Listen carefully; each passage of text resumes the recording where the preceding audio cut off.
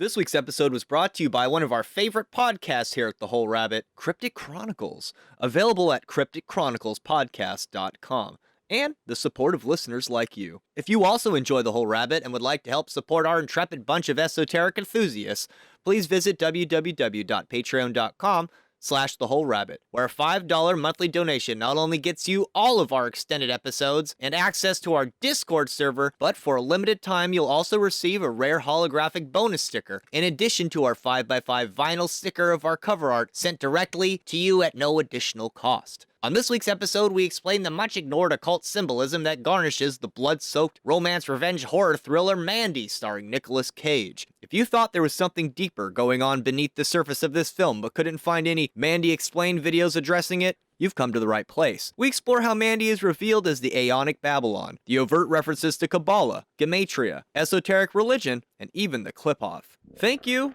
and enjoy the show.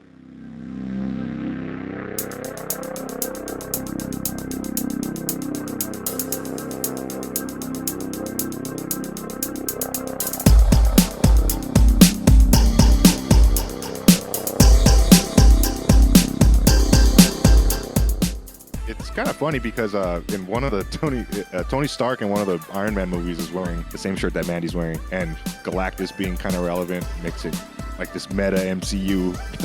Wait, he does? Yeah, there's he's wearing a Black Sabbath shirt from what is that, Never Say Die album? Iron Man was based off of the song. Yeah, but it's not on that album, which is kind of funny, but he's wearing a Black Sabbath shirt, so it's like double meta. We're opening portals here now. Iron Man is wearing a Black Sabbath shirt in one of the fucking Disney movies. It's the same one that Mandy's wearing in the movie. And then in Mandy, he's talking about Galactus, and Iron Man fought Galactus. So in my head, it makes like this canon universe, metaverse thing. Oh God, not that word. Hello everybody and welcome to The Whole Rabbit, where we don't just advertise that we're explaining Mandy, only to give you a character and plot synopsis you could have created yourself without the audibly pleasant shit-eating grin it takes to power through explaining a film where you entirely ignore the obvious esoteric symbolism anyone who's listened to King Crimson or had even a passing interest in metal or fantasy may have easily noticed. Nay, we pull out the dusty Qabalistic tombs, vials of thelemic sex fluid, and prepare for a journey into the Clip-Off, because this week we're explaining the esoteric symbolism of Panos Casmatos' revenge film masterpiece, Mandy. What? It's pronounced tomes. That's why I changed the spelling. Tomes? Tomes! Yeah. Oh. Come peruse my tome. I'm your host, Nicolas Cage. I'm actually Luke Madrid, the Hack Rabbit. I'm joined this week by the show's co-host, Mari Sama, the Mary Satan of Sanocephaly. I'm Nicolas Cage. Darth Dingus, the Imperial figurehead with a crown sewn together of human hands. You know what's cool about that one? That actually makes me a Crimson King. Malachor 5, the fifth incarnation of craft, ready to transcend the ninth paradigm. Kiflon, brother. Come on, brother. And Heka Astra, the swift-handed weaver of infernal intricacies. Hello. All hail Heka Astra. All right, I have to open up to something. This movie starts with Starless by King Crimson. It's one of my favorite songs ever. And everybody who is listening to this podcast should listen to King Crimson. And if it's not to your taste, well, you're just stupid. The only bad thing about having that song at the beginning of this movie is that they don't play the whole goddamn thing. They only play a part of it. It's a 12-minute song and it's great. It's really good. I feel like you have to hear the whole thing. And I even had someone like proselytize this song to me while I was in college. And I'm like, yeah, I'm just not into music. And they literally cried in front of me. Shit, I should actually probably listen to this. And yes, it is extremely profound. They're one of my favorite bands ever. Like, they have so many just incredible songs and albums and a couple of terrible ones. Yeah, I don't know. I had to plug them. I went to see them live and it was fucking funny because they were all old as fuck. They're all like 70-year-old Englishmen at this point. And this was right after the pandemic. And if I can remember it exactly, the announcer went, "The world has changed very much since COVID, but music remains hope to us all." And then this decrepit crypt-keeping man with a microphone says, "Hot balls of rock and roll fury." Yeah. This sounds like a Tool show, but with fish and chips. Yeah. Well, this sounds like a better Tool show. Fuck Tool. Anima's a great record. Listening to the interviews about Mandy, it was suggested that Mandy was a tale of tension between different generations, like the old fogies and the new cool people. But I found that there was something much deeper going on in Mandy. And as somebody who's not familiar with the discography or definitely hasn't seen King Crimson live, is it safe to suggest there are occult and esoteric themes in King Crimson's music? Yes. I've thought as much, but I really haven't looked into it. I know that, okay, Absolutely. Lark's Tongues and Aspic has a whole sun and moon motif. I think there's also some material on the original King Crimson record. For one, he's doing both the sign of a best blessing, like something similar to the Hierophant. Well, But he's also holding out his hand open, expecting to receive something. just in the name, who is Queen Crimson then? Well, a Crimson King is a king in a time of war. Yeah, but who's Yeah. He's a bloody who's king. the Red Queen though? Morrigan, Oh, Babylon. Babylon. Babylon. So in the Come same on. way that music is so complicated that I'll flunk out of an introductory class, film is also complicated, but it's made of symbolism instead of notes. Although there is music in film as well, and that can be part of the symbolism. And if you are a top dollar movie maker with a huge ability, genius, and imagination, Like David Lynch. or Panos Casmatos, Yeah. using occult symbolism and mythology is just part of your craft. So we're going to go into some depth about the symbolism here. And if anyone thinks we're losing our minds and going too far, there are plenty of other videos that you can watch that explain like the psychological and the thematic content of the film while avoiding the esoteric symbolism, which is pretty abundant in the movie, to be fair. It's everywhere. There's religious and occult symbolism fucking everywhere, and that's to be expected because it's also everywhere in metal and in progressive music. If you're going to talk about like Rush and King Crimson and Black Sabbath. Rush, the second best. I can't say that anymore, but they'll always be in my top 5. Oh, for prog rock, they're like the first wheel that spun it. That's King Crimson, man. I'm sorry. They came out in Well, yeah, no, it's 69 within the Court of the Crimson arguably. King. Yeah, arguably. Oh, man. yeah. I don't even know if it's arguable. No, I for mean, you each could of our say, statements, it's arguable Okay. that they're the Alright. first wheels. Yeah, because you're right. You're Yeah. absolutely right. okay, I don't want to be, I've outed myself as a prog nerd, so now I'm one of the cringe kings on this podcast, too. Yeah. If we're I going to be just- talking about the end, I just want to say one of my favorite villain deaths in any movie. there are spoilers in this podcast. If you don't want spoilers or people yelling, yeah, just move on now. Yeah, if you don't want spoilers, go and watch Mandy, then come back. Yeah, because we don't take anything that we talk about on this podcast serious at all. Never, no, especially not when it possibly pertains to the Travis Scott incident. And Which people doesn't ask matter. us about it in the live chat on our YouTube premieres, which you should check out. We had a whole 20 people in there today. I got a boner during it. I did too. Just saying. Mandy was made by director Panos Casmatos and was scored by Johan Johansson, earning a pitifully unfair $1.4 million at the box office. A fucking crime considering how good the film is. It stars Nicolas Cage. 1.4 million? Holy shit. I'm sorry, Was that even enough to pay Nicolas Cage? Well, that's like because of the No. whole streaming age of things and the new paradigm.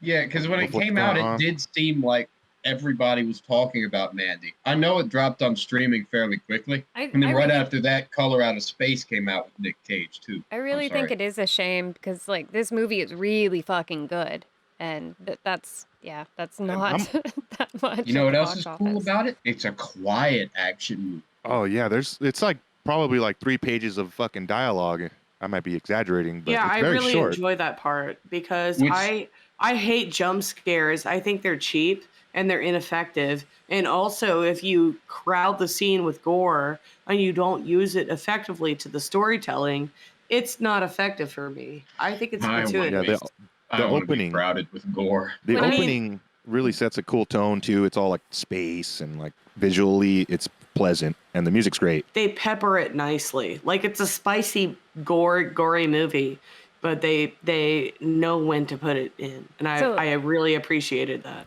I've worked in the film industry for like a long time, doing leatherwork, and one thing I've noticed is like when I was working on set, there's nothing that they do that isn't without a purpose. And when I was sitting and watching Mandy and taking notes, it's really clear, like as I was taking notes, it became really clear to me that like every single thing is put there for a reason. Like every use of color, every bit of dialogue, like that, it's all chosen on purpose, and we're going to kind of like deconstruct what all of that is.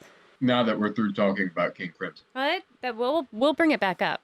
I think what you said is really important to, like, if you want to be like us, quote unquote, and just be able to look at a form of media and analyze it, is that yes, in movies, in music that is mastered in Hollywood and edited in, master studios and stuff like that, every single thing you see for the most part is done with like some intention behind it. Being on set, I've watched the director like stop and they'll have like a quick meeting just based on like a slight change of the lines or like where they want to move the light to. Every single thing is deliberate. They'll have like hour-long meetings. They'll just stop production and have like an hour-long meeting to decide on like one specific thing to make sure that it's right. So when you're watching movies and you want to look at the symbolism, it's important, I think, to realize that they do that. And the people who are like making movies heavy with symbolism, you can guarantee, like Panos Casmatos obviously chose a lot of deliberate symbolism in this. And so you can be pretty certain that he chose the stuff that we're going to talk about for probably the reasons that we're going to explain. Did they load Alec Baldwin's gun on purpose? That should have never happened in film. Like Baldwin, it wants to talk shit, but he should have known to look at the chamber before he did that whatever stunt. The producer said he was not supposed to even shoot or point the gun in the scene that they were filming. So he did that ad lib to be funny. Yeah, the official explanation is that he was training a cross draw for another shot. It doesn't matter. Those should have never been on set. Like I've worked a lot with the props people because I do that weird spot between props and costumes. And so I've worked a lot with the prop masters on sets and stuff. And every single person in props pretty much has to have a gun license and know all the gun safety. There are no live rounds unless they actually need a live round. They go through very, very strenuous... like you can use a blank and it looks the same on film. There's red tape is what you're saying, right, Hecka? There is literally no way that you can have this kind of fuck up. So that's why it's such a like, how the fuck did this happen situation. I think somebody wanted her dead. I think it's obvious, and it kind of speaks to this like Hollywood mafia kind of thing. It's really scary if you think about it too much. It's Yog Sothoth. I think in this movie, Nicolas Cage really is kind of like fighting a force that's very similar to that kind of vibe that we might be dealing with in our real life. It's entrenched corruption, and yeah, and it's got magic behind it too. It's not just like fucking with you on the physical plane. So on the surface, it's just Nicolas Cage going on blood-soaked caper of revenge against a cult of hippies who've wronged his girlfriend, Andrea Riseborough. But underneath the surface, it's a Qabalistic journey both up the Tree of Life and down the Tree of Death. To get us started, I think we should look at the most obvious symbolism that it throws in your face, and that's the 44 on Red's favorite shirt. We see both of them wear it throughout the film, in fact. As we explained in our previous episode, there are 72 demons of the Lemegeton, which are ruled over or opposed by 72 angels. These 72 angels are generated from what is known as the Shema Farash, meaning the explicit name, describing a hidden name of God in Kabbalah, including Christian and Hermetic variants. In some of the more mainstream Jewish discourses, it exists as well. It is derived from Exodus 14:19 through 21. Read boustrophedendically. It's basically like when something is written and alternating from left to right, and then right to left, and then left to right, and then right to left, from line to line. So it kind of like snakes down. And it produces 72 names of 3 letters. Kabbalist legend states that the 72-fold name was used by Moses to cross the Red Sea, and that it could grant later holy men the power to cast out demons, heal the sick, prevent natural disasters, and even kill enemies. Likewise, the 44th name of God in the Shema Farash means sweetening judgment, and it's pronounced Yod Lamed Hey. It reminds me of those people like calculating the end of the world from Bible numbers. In Kabbalah or even the Hebrew texts, there's a number reading system. What is that called? Gematria. Which operates off of the fact that each Hebrew letter has a Hebrew number associated with it. The Hebrew number 40, for example, is symbolized by the Hebrew letter mem final and means water. So that suggests might, massiveness, manyness, or plurality, and chaos like the deep ocean. And it also means to come from water. So in the movie, during the camping scene at Crystal Lake, we see Red looking on to Mandy with wonder as she rises from the water during a night of camping. You're so beautiful, baby. I'm Nicolas Cage. It's here we first see that Mandy, like David Bowie, suffers from a sort of anoscorsia, which causes one eye to dilate abnormally large. So there's something off about her when she's coming out of the lake to him. In this scene, Mandy's right eye is fully dilated, and her pupils dilate to let in more light to receive more information, right? So you can see in the dark, and she comes out of the lake and she stands naked before him, and he sees her naked for who she is. So She's the lady of the lake.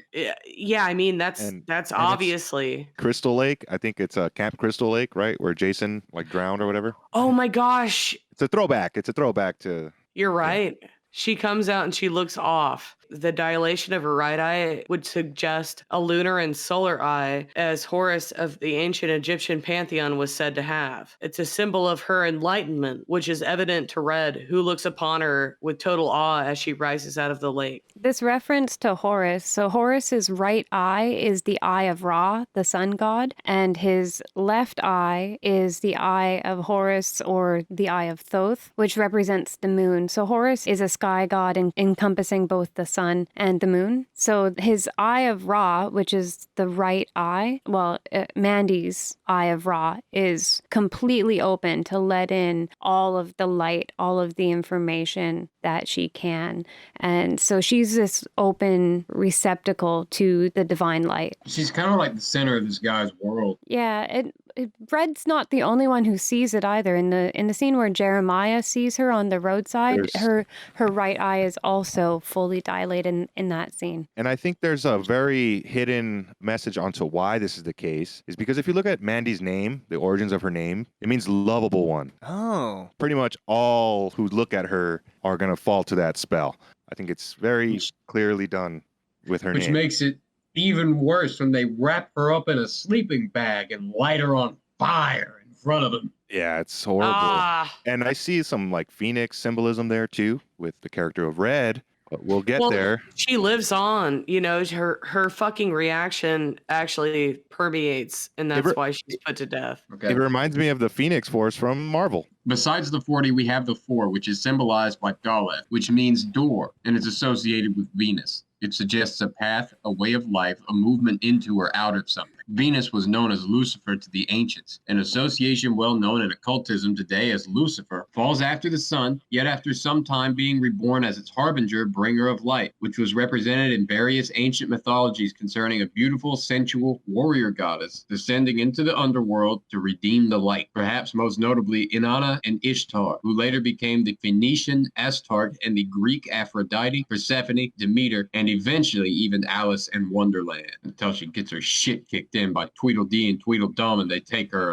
bag of crumpets. She definitely seems like she's been around too. She's got a scar on her eye. She's also middle-aged. They hit her with all the poisons, and she just laughs. She straight up laughs in front of like what turned people like us into little babies when we see the extra dimensional elves and stuff, and when we're getting high. She's like, "This isn't my first time, dude," and she's kind of enjoying it at some point. She laughed at the cult leader's dick, which is great. And he went, "Stop laughing at me!"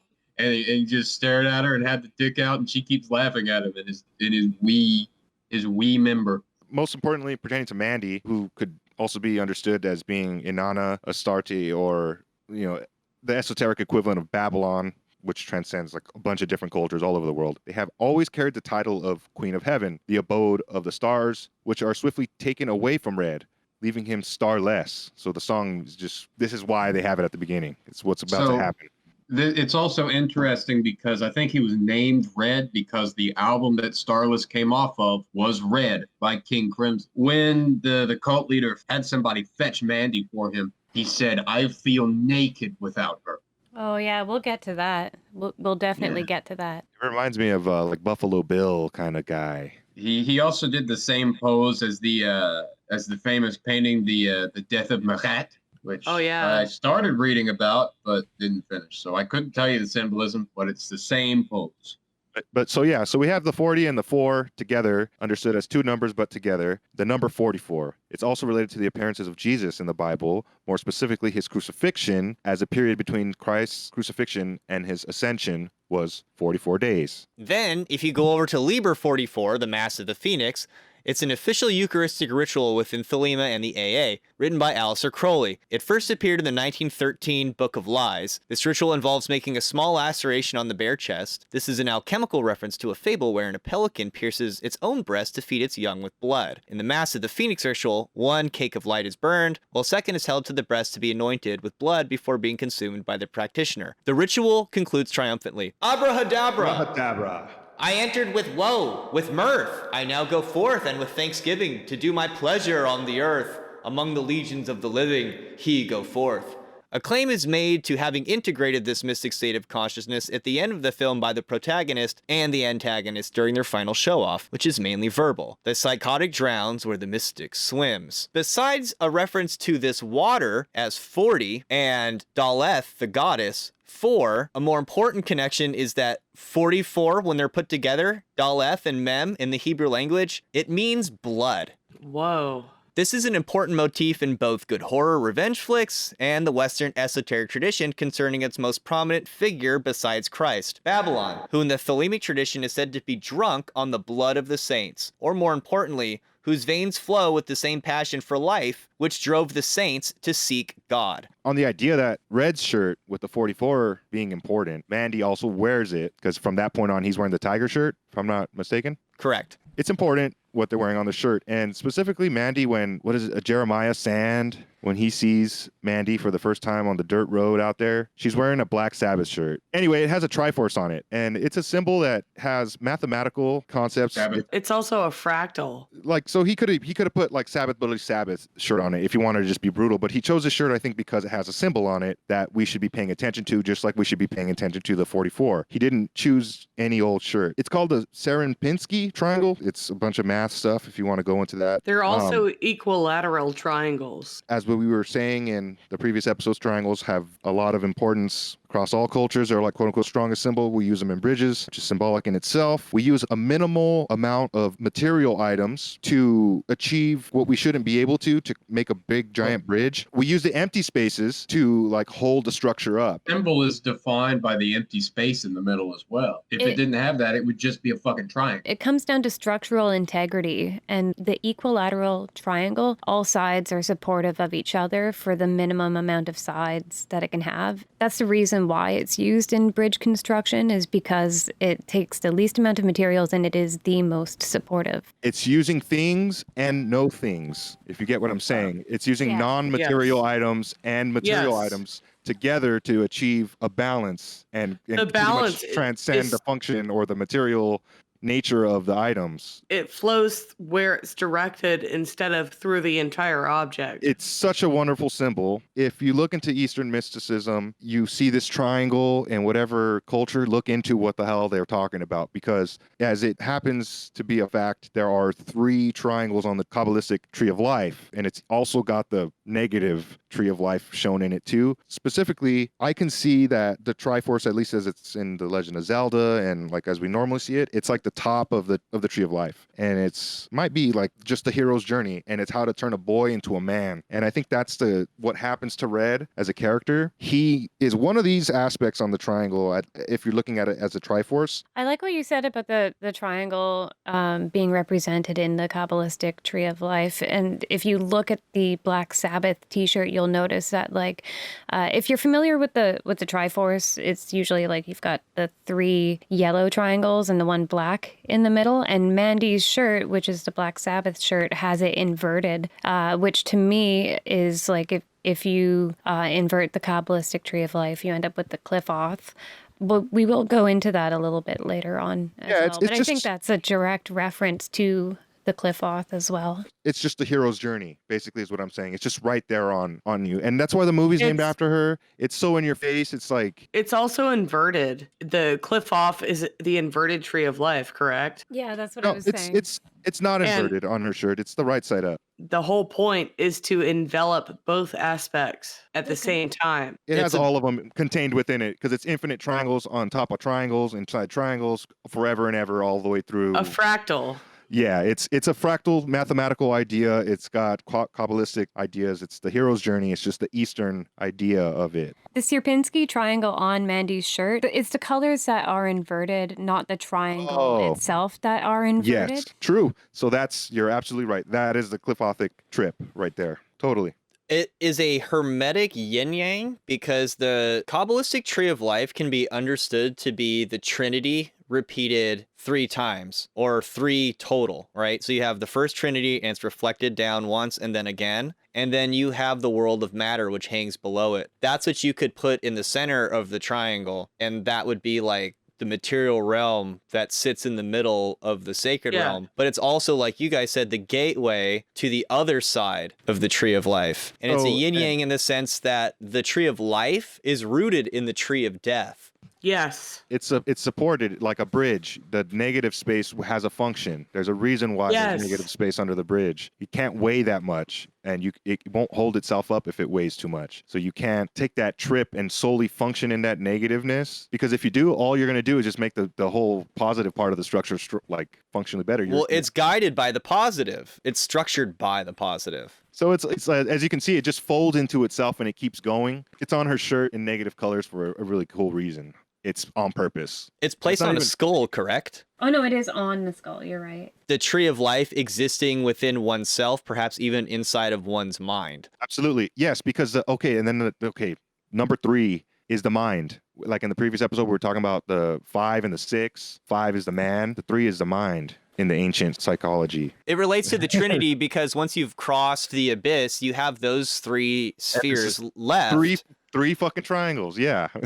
And it's a state of consciousness that's not bound to your ego. It's now universal. So it's understood that this Trinitarian consciousness pervades everything, like an ocean, which relates it back to the number 40. And in so much as 40 is an ocean, that was considered like a bestial, chaotic force. And the reason she's rising out of it is because she is, as the higher self, rising up out of the lower self. And she's symbolic of that angelic nature, where red is symbolic of the water or the chaos, and it's the relationship together that the shirt 44 symbolizes. And that's why I think they both wear it in the film. So it has a lot of different meanings. Mandy is Red's everything, as she unfortunately will descend into the underworld halfway through the film. She's the Inanna figure, or the Queen of Heaven, who completes her journey by reviving the light of the sun, who in this case is Red. Mandy is portrayed as Red's Queen of Heaven early in the film during their conversation regarding planets, who symbolically are within her. Her favorite planet is Jupiter, a gas giant used to symbolize the sphere of Chesed on the Kabbalistic tree of life, whose color blue like the day sky, to which Jupiter or Zeus presided, sometimes in the aspect of Janus, the hunter god king, who dies and is reborn by the Queen of Night, Jaina or Diana. This was later transformed into Christ and the Virgin Mary, who, like Diana, rules over virgins, childbirth, the ocean, death,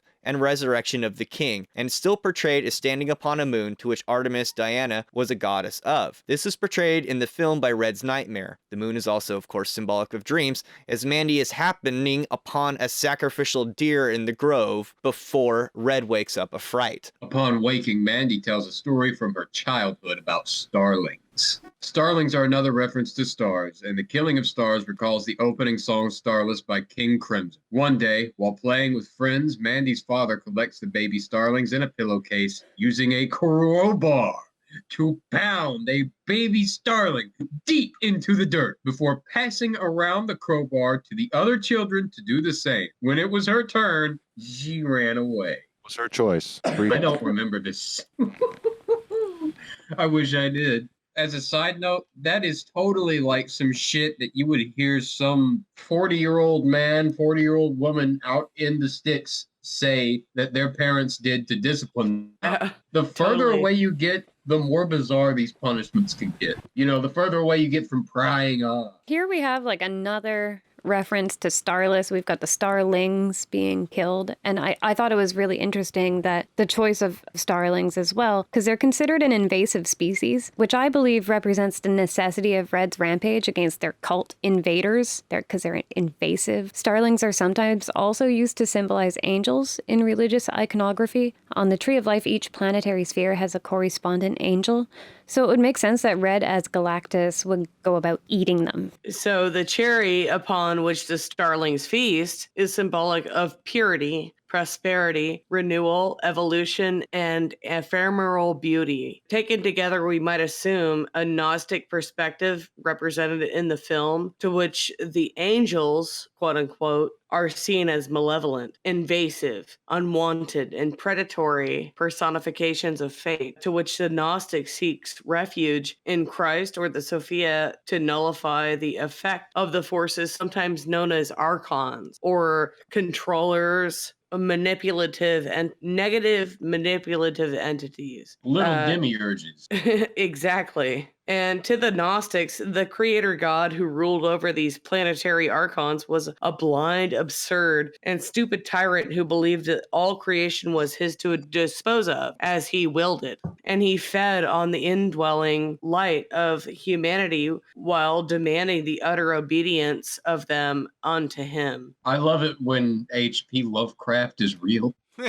I mean, That's very, the thing. very good. That's a really good That comparison, sounds though. just like Azathoth, except without specifically acknowledging humans. Well, yeah, 'cause- Azathoth technically doesn't know that anything exists, but it's all his fault. yeah, because H.P. Lovecraft knew some stuff, and that's the beautiful thing about the etymology of the word Sophia. Sophia means knowledge, and Yeah. where we Wisdom. get philosopher is got Sophia in there, Philosophy. so that's love of knowledge. I just want to saying. point this out, though. To anybody who's had intense existential anxiety or depression, like, you know, maybe all of us have, Yeah. it's not such a stretch to come up with a blind, dumb god. Absolutely. That's my whole point it may across be the that he show. inadvertently. It I may mean- be that he knew it, but it came from his musing on the nature of the world. Because Yeah. this is the whole rabbit, I have to bring up the Timaeus every show.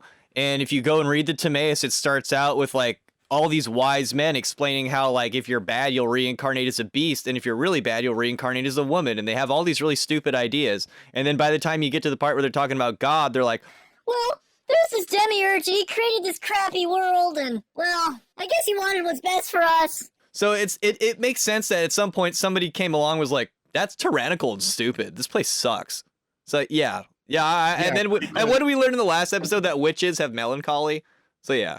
The melancholy thing directly ties into, I think, this next part. Sophia being knowledge. Turns out it's actually a feminine thing. Well, she doesn't consent, and that's why she's put to death, which is kind of fucked up. Mandy's artwork, shown early in the film, depicts several subjects: a woman on an eagle, a wolf with many eyes, and very notably, a woman in red with a lion. The woman in Mandy's artwork is wearing red and is depicted with a lion. Rippy. A very direct representation of Babylon, depicted in the strength card on the Thoth Tarot, which links Mars to Jupiter on its way up the tree along the path known as Teth, or Hebrew for serpent, the original symbol of kingship in ancient Egypt. This is another reason why Jupiter would be Mandy's favorite planet. Her path on the tarot leads there. The scene where Mandy is walking down the road is saturated in red hues. Yeah, it's very trippy. The red fog hues of Babylon pretty much all around here. And then these headlights emerge from an inverted red triangle or cup of sky. Jeremiah Sand has to remove his sunglasses to look at her to see just how brilliantly she shines. So he recognizes her. He's got something going on. He's one of the pieces on the triangle, I think, definitely in the movie.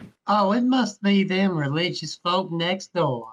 Bless their heart. Esoterically, Babylon is the divine lover. The sexual mysteries symbolized in Western alchemy, as well as in Hindu Tantra, are reflected monstrously, diluted, and even excluded in Christianity. In Christian tradition, the same wisdom is carefully hidden in none other than the symbol of the Holy Grail, which does not directly give recognition to the sacred feminine until you look much closer and dig. In the case of Indiana Jones, literally, the skewing of the divine lover into a being with negative connotations, as informed by Hebraic Christianity, is again reflected in and the children of the new dawn, who quite frankly are a lot like the children of the old dawn. Christianity has been terribly successful in dismantling and reducing the beauty of the divine lover Babylon to a negative effect. The leader of the cult does exactly that when he describes her simply as a whore. John Dee and Edward Kelly were equally emasculated and frightened by her power when she spoke to them during their works as the Daughter of Fortitude, saying the following. I am the daughter of fortitude, and ravished every hour from my youth. For behold,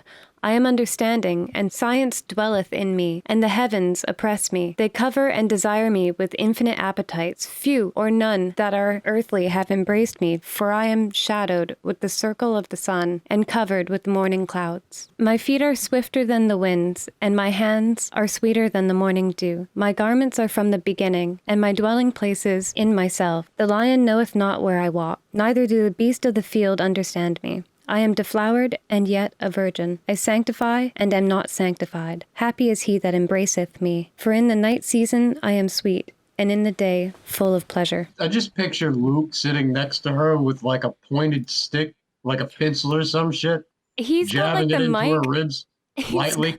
Read the page.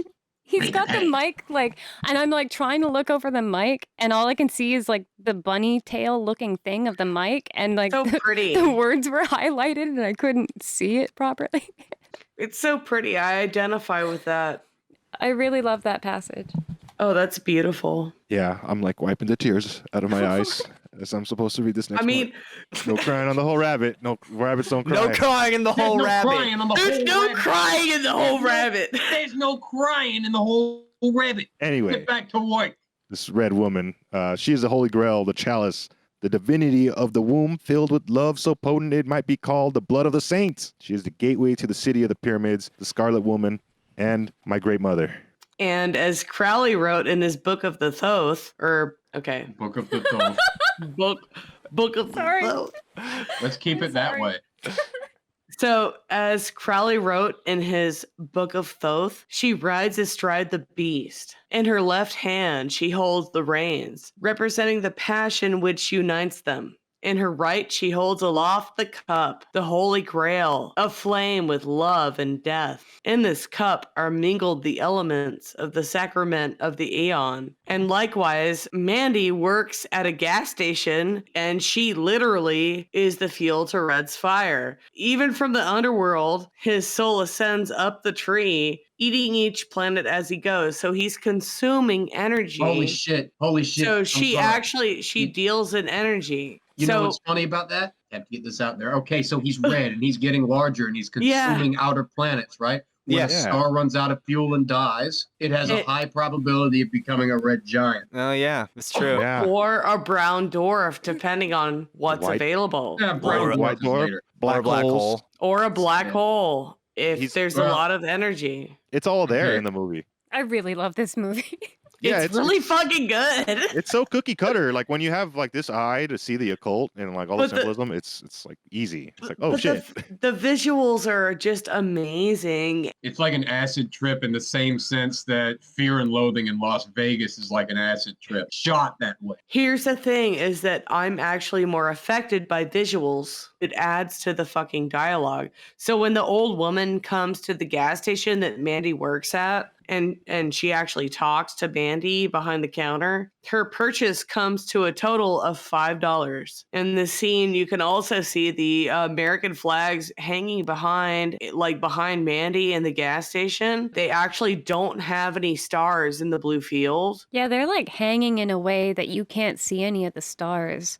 Out of Yeah. focus just enough, so it's just like there's no stars there. Like, it's just a flag. It doesn't really represent all of the different states. It's another reference to Starless. Like this is another shout out. Starless. So Babylon's consort is chaos, like we mentioned, having a relationship to the number 40 in the 44 equation. Chaos in Thelema is called the father of life, and is referred to this way in the Gnostic Mass, being the male form of the creative principle, portrayed as the solar lion, 666. Babylon is usually depicted as riding astride this beast, drunk with the passion of the saints.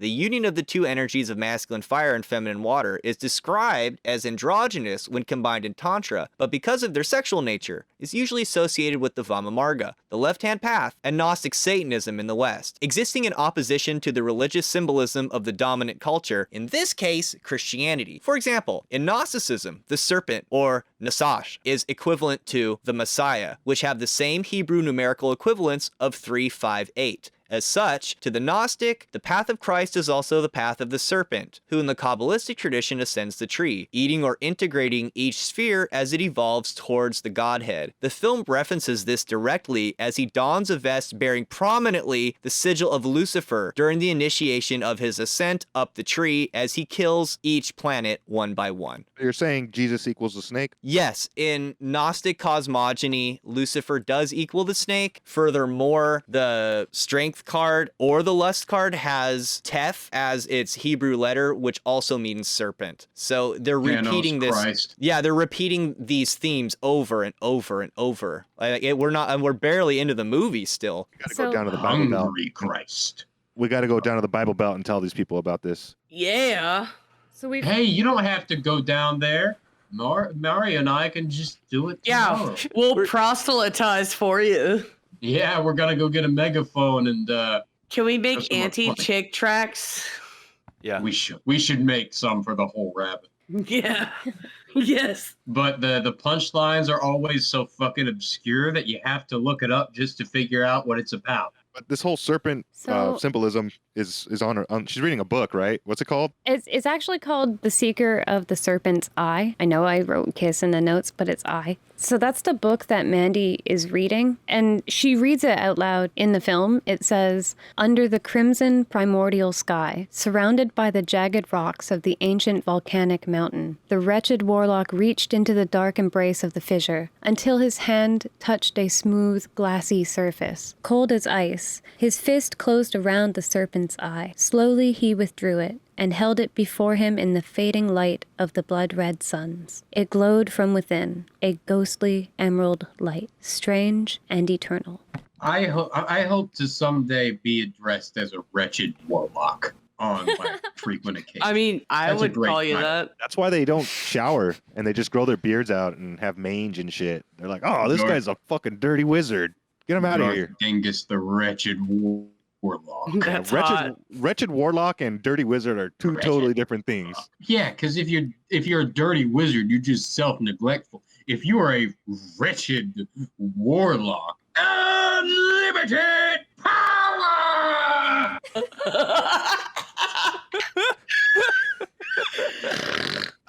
That was fun.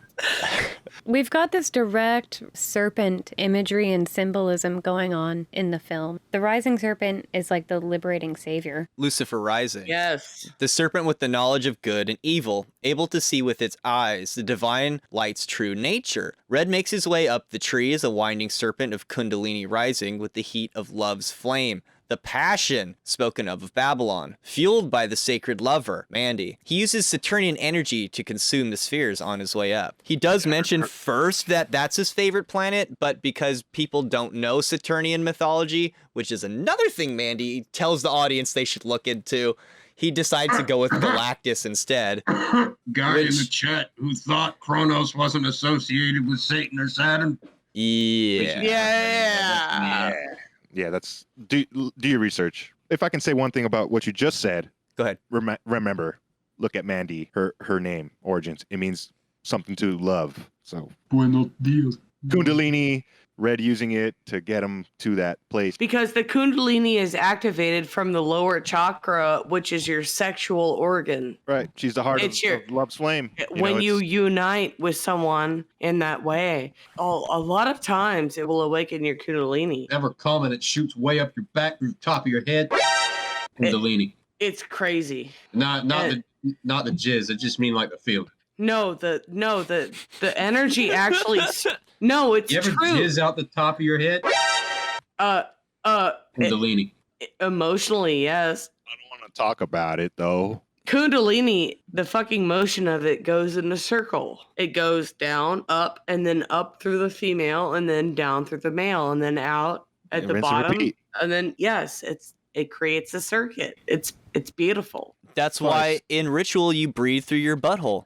Exactly. I'm buying the astral realm for sure. Like that energy, Yeah. I'll take it. I'll take it in the butt. That's my shit, my man. I'm we've- buying the real realm. So we've got this symbolism of the serpent rising, and we've got Mandy's book, The Seeker of the Serpent's Eye. The serpent's eye sees the true love of Babylon. As we can see in one animated dream of Red's, she raises the emerald eye of the serpent, the emerald stone from Lucifer's crown, out of the wounded beast and raises it up high. I find this interesting because the emerald is associated with Taurus. Of course, Taurus itself is ruled by Venus and is associated with earthly pleasures. We see that she is how he connects to Babylon's love in a scene at the end, where Mandy is shown in an emerald hue. The emerald eye of the serpent is the absolute perception and completion of this timeless love and enlightened understanding. It is a well-known myth that the Holy Grail is of course forged from the emerald of Lucifer's crown, imparting immortality, a faint acknowledgement of the holy force of the divine feminine within the mystic Christian tradition. The serpent's eye glows emerald because his inner eye is always transfixed upon his inner grail. Mandy, who glows emerald in his vision of her smoking a cigarette at the end of the movie, two planets hanging above next to a rising sun.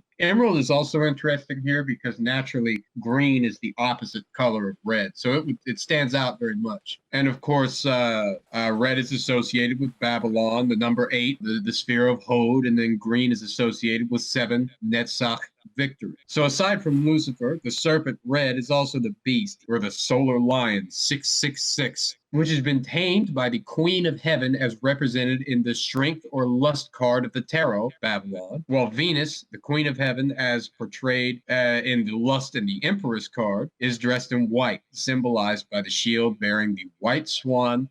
The beast lion is red. He is the emperor and his shield bearing the phoenix. So in a sense, red is literally King Crimson. He's also the one committing most of the murder. So he's a Crimson King, which, as we've covered already, is a term used to name kings in wartime.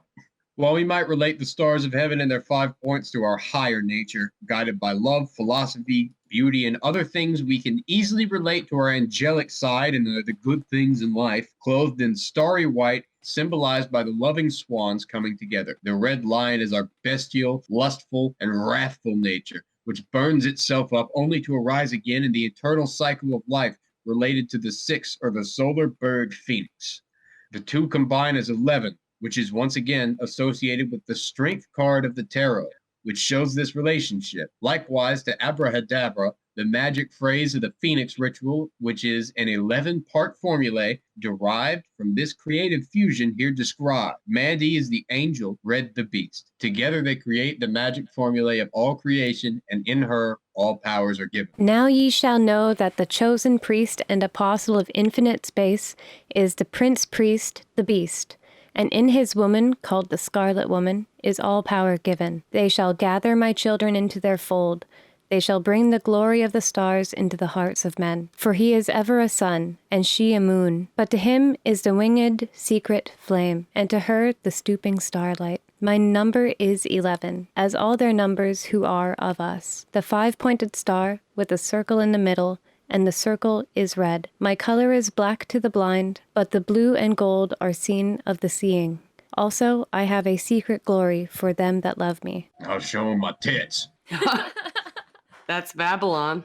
Pretty Right? much. Well, that's what scared John D and Kelly. They're like, "Oh, tits!" And they had to chill out for a minute because they were saying their prayers and trying to not think Because of they it. lived in Victorian England and they had to go dab the sweat off of their brow as they awaited for their erection to stop pressing an imprint in their pants.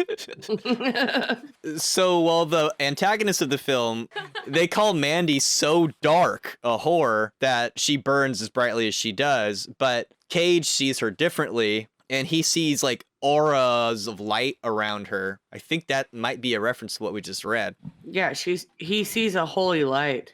And aside from the conjunction of angel and beast, Venus and Sun, there's a similar relationship between their two favorite planets. Mandy's is Jupiter and Red's is Saturn. So they're pretty much almost antagonists or opposites, but they work together in a certain way. The 11 is returned because Jupiter is the 5th planet while Saturn is the sixth. Plus 6 obviously is 11. So they're opposing. It's not 10 exactly, it's 10 plus 1. So there's kind of a tension between it that sparks the relationship and the fire. And likewise, Jupiter is also related to the merciful aspect of kingship, moral law, humanistic philosophy, and charity. Saturn, his father, is associated with the devourer, the harvester, death, limitation of all that is bound in time. So also a time god, and resembling on a higher octave the relationship between man's law and God's law, the six. So that's the thing, is that there's man's law, the 5-pointed star, which we discussed, and then God's law, which is the 6-pointed star, which interestingly enough, Saturn's northern pole is actually shaped as a hexagram. Or So a hexagon. Yeah, Well, also, It also has a star inside of it, but yeah, the shape. it's a hexagon. He's right. Yeah, no, I'm just. What? I'm Same just- thing. It is the same thing to me, and I'm just. To me, I saw the 6 points. When the first time I saw that picture, I was in awe. Me too. My mind was fucking blown, dude.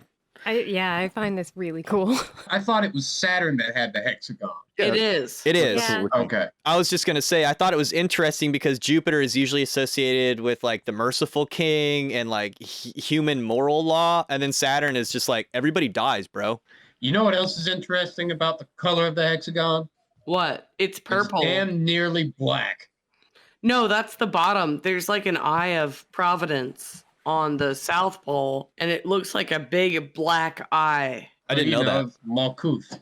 I didn't see that until like a few days ago. It blew my mind. You gotta Anyway. post that in the Discord. So Red saying his favorite planet is Saturn is definitely he's death. Exactly. He goes on his killing spree in the second half of the movie.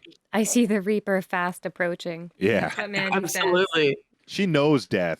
She knows that is in red, and that's kind of like why she's in love with them, maybe. Yeah, she likes the red storm in Jupiter. As Dingus said, the Red King is a king in wartime, and Jupiter is considered a peacetime king. But in the Kabbalah, of course, the severity comes out of Chesed. Likewise, But we can you know see what's- that as symbolic of the severity that slumbers inside of the peaceful king that she loves. This actually makes a lot of sense to something that just I didn't understand in the movie for the longest time, which is after these events, when Nicolas Cage goes to retrieve a crossbow, which he had a name for. His crossbow is named the Reaper. Oh shit! Sick. So it's all in your face. Kind of Punisher Scully, but I don't know if you actually have murdered multiple people. The Punisher skull is a little less cringe. Oh, So, and like- you know, there's an archetype in the man who has all those weapons for him, and the special arrows. This movie's full of archetypes. Yeah, Hey, we're going to quick, talk about quick. that in a bit, I think. Quick call out. I'm sorry to the man who I was stuck behind in traffic for 5 minutes the other day, who had 6 Punisher skulls on his car, which was Whoa. a Jeep Wrangler, including one with the blue stripe down the middle that says, "I got your 6." You don't have anybody's fucking 6, pal. You were behind him. You were You behind weigh him. 300 pounds. Yeah. You had his 6. Character. Okay, but he didn't have anybody else's 6. He was in front. Okay, so we've got Red's favorite planet. He first says is Saturn, and then he says he changes his mind and it's Galactus. So who is Galactus? Isn't he like a fucking Marvel villain or something? Yeah, Galactus. he's really old. Is he that guy that's just a large head on a chair? Is that him? Is that somebody else? No, Galactus is this No. giant, huge, godlike being. I had to Google it because I don't do comic books or superheroes. Yeah, he's like a very ancient entity that is the destructive force of nature that's necessary for in the name of balance. And he just Bruh. likes to consume planets for energy, and it's Saturn. The chemist. He says to Red, You exude a cosmic darkness. and then he allows him to pass. Which I think is a reference to his Saturnian nature because that's what Saturn does. It exudes a cosmic darkness. And in that part of the film, he's about to cross the abyss and go up to the higher realms towards the planet in the northernmost section of the sky, which of course would be Saturn. He's meeting with his shadow and his destiny. Saturn is just the more esoteric version of Galactus. This movie is so generous with trying to pass out its symbolism that it's saying, okay, if you won't look up the mythology of Saturn, how about you just know the mythology of Galactus? If you're somebody that is supposedly into 80s era motifs, don't you know about Galactus? Who, according to the Marvel Universe, is the first and oldest living entity in the universe. Galactus was created during the union of the sentience of the previous universe and Galen of Ta, and is described as the physical metamorphosed embodiment of a cosmos. Galactus was originally an explorer Galen of the planet Ta, which existed in the prime pre-Big Bang universe, when an unknown cosmic cataclysm gradually begins to kill off all other life in the universe. Galen and other survivors leave Ta on a spacecraft, but are engulfed in the Big Crunch. Galen, however, does not die. After bonding with the sentience of the universe, he changes and gestates for billions of years in an egg made of the debris of his ship that the current universe formed after the Big Bang. He emerges as Galactus. Although not an abstract, non-corporeal deity, his true form cannot be perceived by most beings. Each species sees Galactus in a form that they can comprehend, similar to their race or deity of their religion. So in our mythology, we would have perceived Galactus as Saturn. Galactus can also appear as a humanoid star when addressing fellow members of the cosmic hierarchy. Through his actions of consuming planets, Galactus embodies a living force of nature whose existence is necessary to correct the imbalances between the conceptual entities, eternity, and death, who are characters in the Marvel Universe, as well as to serve as a cosmic test for survival for civilizations. Additionally, the continued existence of Galactus ensures the confinement of the cosmic entity, Abraxas. As Galactus requires planets with the potential to support life, his existence also causes the extinction of entire extraterrestrial civilizations, just like the Reapers in Mass Effect. Yeah. It's like a femboy. He looks like like an angel almost. I wish I was. No, he's nowhere near like the esoteric. He's nowhere near the esoteric description of Rooster guy. But he is mentioned in the film. So it's not clear if they're referencing Abraxas of our reality or Abraxas of the Marvel reality. Or Abraxas of some weird Lovecraft reality. If you're wondering where they referenced it in the film, it's the horn of Abraxas to summon those Black Skull guys. That's where the name Abraxas comes up in the film. And it looks like the fucking Ocarina of Time. It totally does. Triforce. Oh! Absolutely. Duh. And all of Ocarina of Time was essentially a story about Link losing his childhood in order to save the world. Yeah, it's the same story. And when he got it back, it was still broken. The original Zelda game, one of the original dungeons, if you were to put all the, like a map layout of it, it looks like a swastika. Nice. Oh, yeah, but Black that Sun. meant something different. No, it does. It does mean something different. Well, I mean, it meant, okay, yeah. It maybe blurred out that word, the S word there, but We all know the highest power in Legend of Zelda are the chickens. Maybe that's why. Oh my god, more Abraxas. More. Nintendo is fucked up for not letting me wanton murder in my video game. I fear the chickens. As you They're- should. Dude, they're scary as hell. I think Panos Casmatos is like a huge nerd and a huge occult nerd.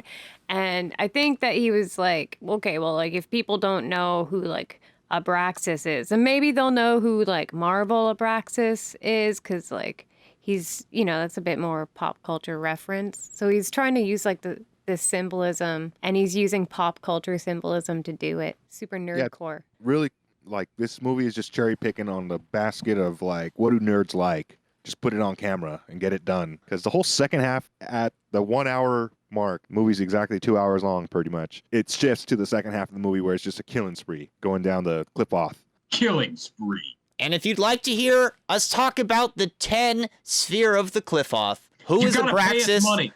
in historical mythology, and the tainted blade of the pale knight, and who the heck gives him his crossbow, and what it all has to do with the tree of life and the black sun, please go to www.patreon.com/thewholerabbit, where your donation of $5 keeps us doing this show every week as long as our voices are able.